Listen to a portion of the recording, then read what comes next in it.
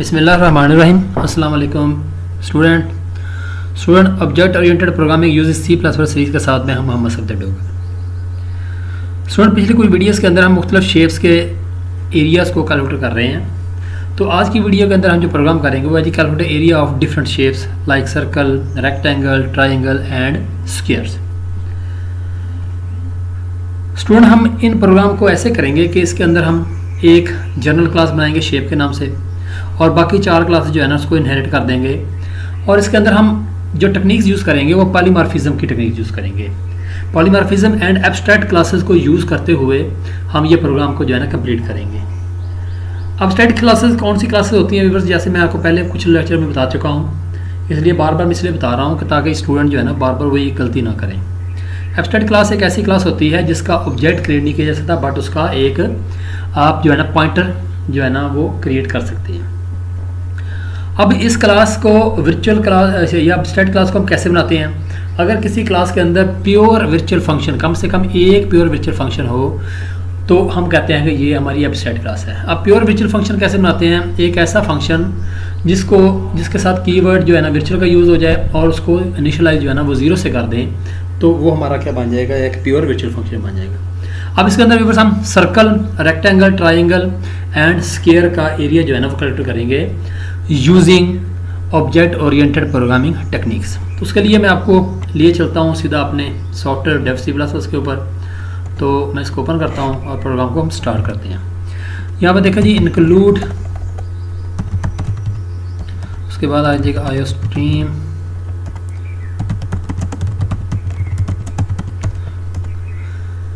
हम यहाँ पे क्लास लेते हैं जी शेप की। ये हमारी एक जनरल क्लास होगी और इसके अंदर हम प्रोटेक्टेड 2 वेरिएबल लेते हैं।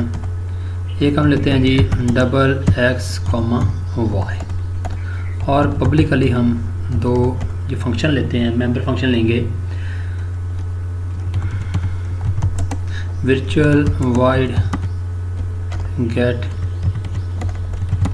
get data और व्यूअर इसको इनिशियलाइज कर देंगे 0 के साथ। इस तरह virtual void display area और इसको भी इनिशियलाइज 0 से कर दें। ये हमारी एक जनरल क्लास बन गई है। जनरल क्लास एक ऐसी क्लास होती है जिसके समझ लें कि एक ऐसा स्केच तैयार कर लेते हैं जिसको आगे हम मुख्तलिफ क्लासेस के अंदर हम यूज़ कर सकते हैं। हमने 2 वेरिएबल ले लिए या डाटा मेंबर ले लिए x और y, और 2 हमने वर्चुअल मेंबर फंक्शन ले लिए जिसको हम आगे डिफरेंट शेप के अंदर यूज़ करेंगे। जैसे सबसे पहले व्यूअर्स मैं यहाँ पे क्लास लेता हूँ सर्कल की और इसको पब्लिकली इनहेरिट कर देता हूँ इसके साथ शेप के साथ, ये लीजिए। और यहाँ पे पब्लिक एक्सेस स्पेसिफायर के अंदर मैं अपने दोनों जो है ना वो मेंबर फंक्शन है इसको डिफ़ाइन कर देता हूँ। और यहाँ पे मैं ले देता हूँ सी आउट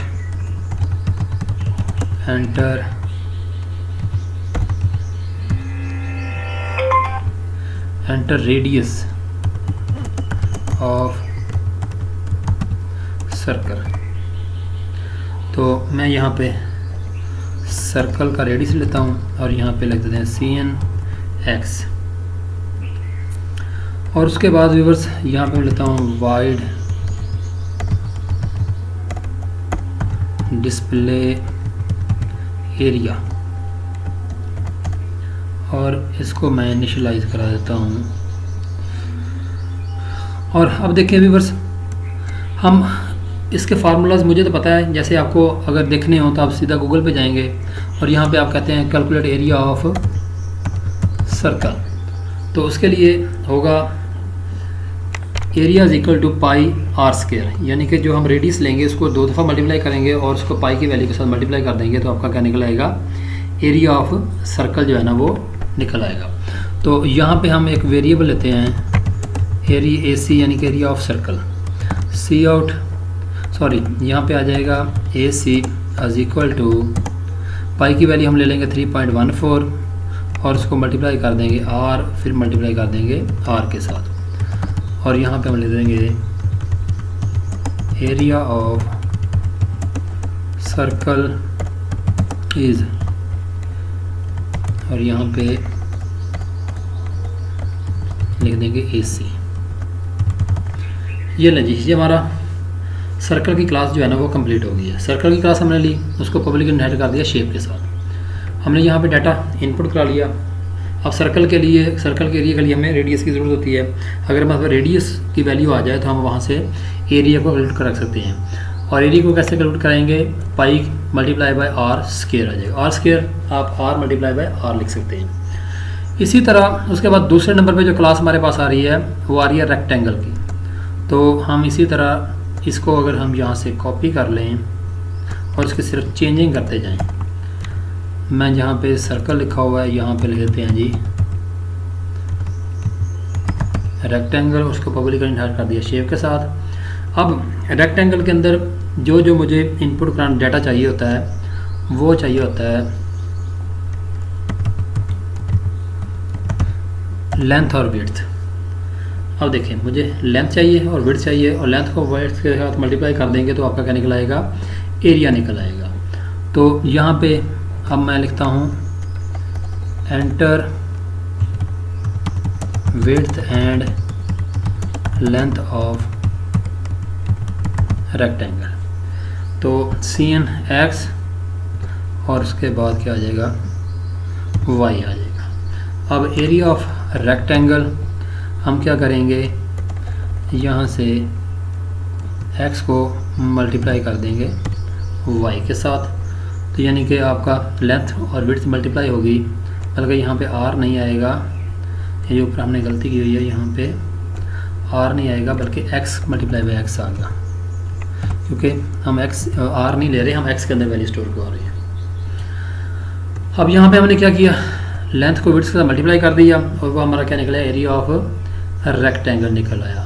तो हमने इसको AC के बजाय यहाँ पे AR लिख देंगे। यहाँ पे आ जाएगा एरिया ऑफ रेक्टेंगल इज, यहाँ पे लिख देंगे AR, और ये भी हमारा रेडी हो गया।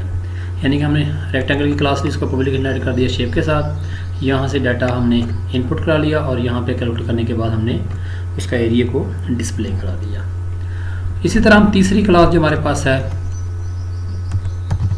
क्लास, वो हमारे पास है जी स्क्वायर है या ट्रायंगल है। तो हमने ले लिया यहाँ पे जी ट्रायंगल और उसको पब्लिकली इनहेरिट कर देते हैं शेप के साथ। अब ये दोनों फंक्शंस को अगर हम पब्लिकली यहाँ से फिर कॉपी करके यहाँ पे कर देते हैं पेस्ट, यहाँ पे अब देखें, अगर ट्रायंगल के लिए हमें क्या क्या चाहिए होता है, calculate area of triangle. Triangle के लिए आपको आ जाएगा viewers base multiply by height, और उसको 2 पे डिवाइड कर देंगे। तो इसका हमारा फार्मूला बन जाएगा कि यानी कि बेस लेंगे और दूसरा हमारे पास क्या आ जाएगी, हाइट आ जाएगी। तो यहाँ पे आ जाएगा जी, हमें यहाँ पे एंटर हाइट एंड बेस, और उसका फार्मूला अगर हम देखते हैं व्यूअर्स तो वो बनेगा, हाइट को मल्टीप्लाई से करेंगे बेस के साथ और 2 पे डिवाइड कर देंगे। तो अब इसका आ जाएगा AT यानी कि एरिया ऑफ ट्रायंगल। तो इसको हम व्यूअर लिखेंगे 0.5 मल्टीप्लाई बाय हमारी आ जाएगी हाइट आ जाएगी, और साथ में हमारी क्या आ जाएगी, बेस आ जाएगी। तो यहाँ पे ये लेंगे, ये लेंगे हाइट, और उसके बाद हमारे पास आ जाएगा एरिया ऑफ ट्रायंगल, और यहाँ पे हम लिख देंगे AT एरिया ऑफ ट्रायंगल। ये लेंगे, ये भी हमारे कंप्लीट होगी तीसरी क्लास, यानी कि ट्रायंगल को हमने लिया पब्लिक इनहेरिट कर दिया शेप के साथ। यहाँ पे डाटा इनपुट कर लिया हाइट और बेस को, और इसके अंदर हमने क्या किया, उसकी वैल्यू को कैलकुलेट करा के हमने शो करवा दिया। और चौथे नंबर पे आ जाएगा आपका स्क्वायर। और अगर हम यहाँ पे व्यूअर्स स्क्वायर का करते हैं, एरिया ऑफ स्क्वायर,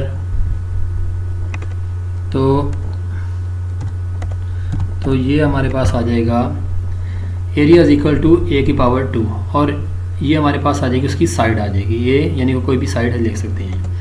तो इसी तरह व्यूअर्स जैसे हमने इसको यहाँ पे ट्राइंगल को कॉपी करते हैं, इसके नाम जो है ना उसके चेंज कर देते हैं, यहाँ से यहाँ पे पेस्ट कर दिया, बल्कि यहाँ से पूरी क्लास को कॉपी कर लेते हैं। ये स्क्वायर को पब्लिक इनहेरिट कर दिया शेप के साथ, और यहाँ पे आ जाएगा एंटर साइड ऑफ स्क्वायर, और यहाँ पे हम x कर देंगे, और एरिया ऑफ स्क्वायर एस आ जाएगा, तो ये आ जाएगा x मल्टीप्लाई बाय x, और यहाँ पे एरिया ऑफ स्क्वायर, और यहाँ भी हम क्या लिख देंगे ए एस लिख देंगे, और यहाँ भी ए एस लिख देंगे। ये देखें जी हमारी चारों क्लासें कंप्लीट हो गई हैं। स्क्वायर को इनहेरिट कर दिया पब्लिकली शेप के साथ, यहाँ से डाटा इनपुट करा लिया, और यहाँ पे हमने उसके एरिया को कैलकुलेट करा के हमने यहाँ पे शो करवा दिया। अब असल प्रोग्राम क्या आते हैं मेन प्रोग्रामिंग के अंदर, जहाँ से हम इसको सारी क्लासेस को हम हैंडल करेंगे। तो यहाँ पे सबसे पहले मैं लेता हूँ जी सर्कल का ऑब्जेक्ट। हमारी क्लास नेम क्या है जी, उसके स्पेलिंग थोड़ी सी मिस ना हो जाए, तो इसको मैं यहाँ से कॉपी कर लेता हूँ। तो ये ले जी CR, और उसके बाद आ जाएगी हमारी क्लास है रेक्टेंगल। तो RECT, ये हम ऑब्जेक्ट क्रिएट कर रहे हैं हर क्लास का।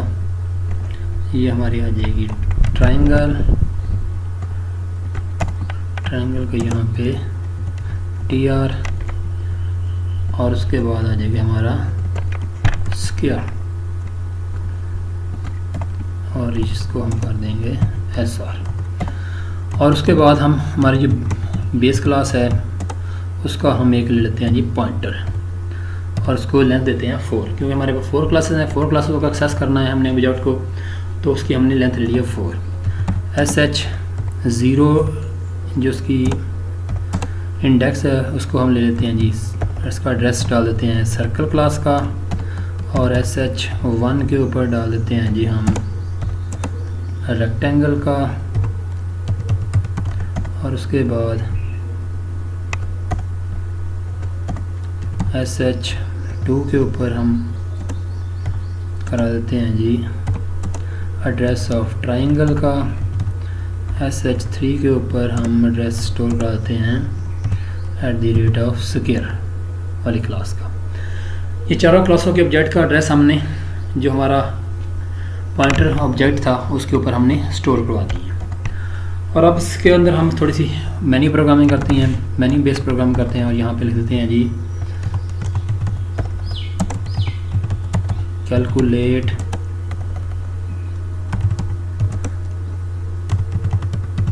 Area of different shapes, C out please enter your choice. C out हम 1 पे लेते हैं जी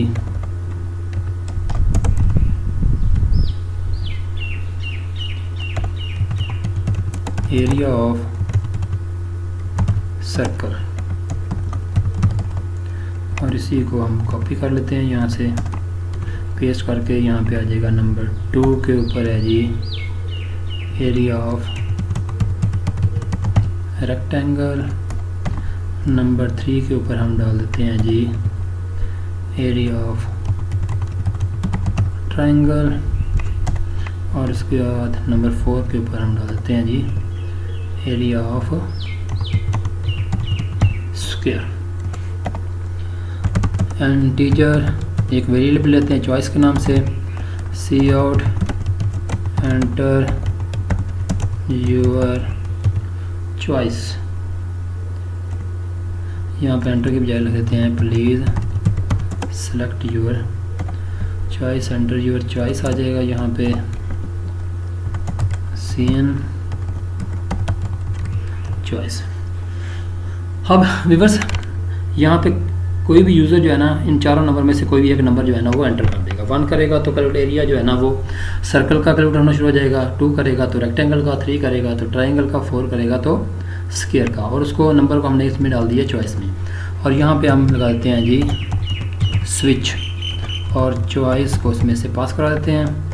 और यहाँ पे हम लेते हैं केस 1, अगर वो 1 प्रिंट करता है, प्रेस करता है, तो क्या आ जाएगा SH 0, और उसके बाद यहाँ से उसके गेट डाटा SH 0, यहाँ पे आ जाएगा डिस्प्ले एरिया, और ब्रेक करेंगे और फिर आ जाएगा जी आपका केस 2, तो इसी तरह आ जाएगा SH 1 एड्रेस के ऊपर पड़ा हुआ है आपका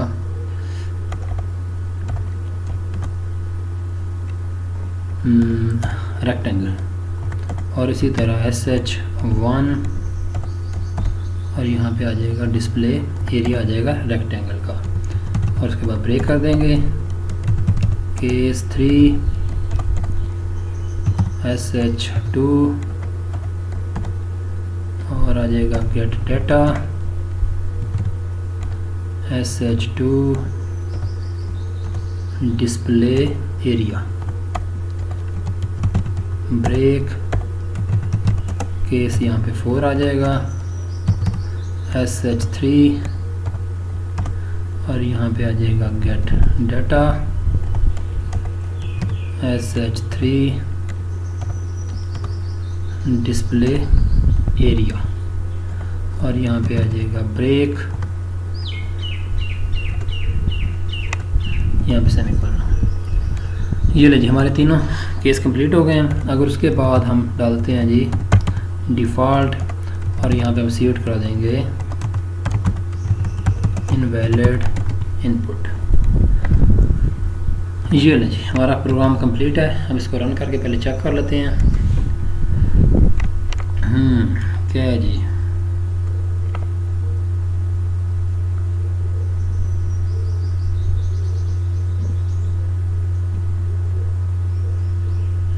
इनवैलिड, सॉरी यहाँ पे ऑब्जेक्ट नहीं बल्कि इसका पॉइंटर ऑब्जेक्ट आएगा, स्टार लगाना हमने भूल गए यहाँ पे। ये ले जी calculate area of different shapes, please select your choice, enter sorry number 1 करेंगे एरिया ऑफ सर्कल, नंबर 2 करेंगे एरिया ऑफ रेक्टेंगल, 3 करेंगे एरिया ऑफ ट्राइंगल, 4 करेंगे तो एरिया ऑफ स्क्वायर आ जाएगा। लेट्स सपोज मैं 1 करता हूँ तो वो कह देगा एंटर रेडियस, मैंने 5 दिया तो ये उसने दे दिया जी एरिया ऑफ सर्कल इज़ ये आ जाएगा जी। उसके बाद दोबारा रन करते हैं।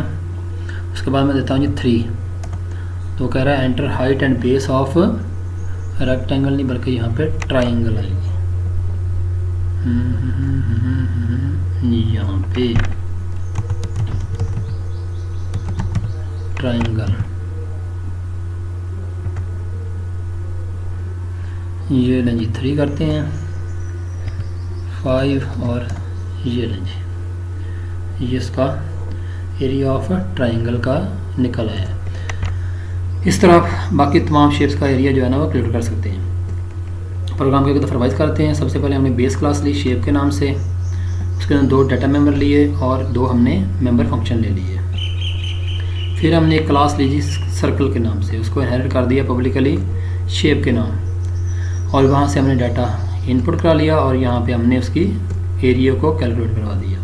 इसी तरह रेक्टेंगल को ले लिया, इसी तरह फिर हमने ट्राइंगल को ले लिया, फिर इसी तरह हमने स्क्वायर को ले लिया, और उसके बाद हमने मेन फंक्शन के अंदर जाके क्या किया, चारों क्लासों के ऑब्जेक्ट लिए, और जो हमारी बेस क्लास है उसका हमने पॉइंटर ऑब्जेक्ट ले लिया, और तमाम क्लासों के ऑब्जेक्ट का एड्रेस हमने पॉइंटर ऑब्जेक्ट के ऊपर जो है ना वो स्टोर करवा दिया। यहाँ से हमने मैनी बेस्ड प्रोग्रामिंग की, और उसके बाद हमने यहाँ पे इसको चॉइस दे दी। अगर वो यूज़र 1 2 3 4 कोई भी नंबर प्रेस करेगा तो वो उसी शेप का जो है ना एरिया जो है ना वो आपको कैलकुलेट करके निकाल देगा। तो वेरी इंटरेस्टिंग प्रोग्राम था, एक किस्म का मिनी प्रोजेक्ट है। तो मैं उम्मीद करता हूँ कि आज की वीडियो आपको समझ आ गई होगी। मेरी वीडियो देखने का शुक्रिया। मेरे चैनल को सब्सक्राइब करना ना भूलें। तो नेक्स्ट लेक्चर तक बाय, ओके, अल्लाह हाफ़िज़।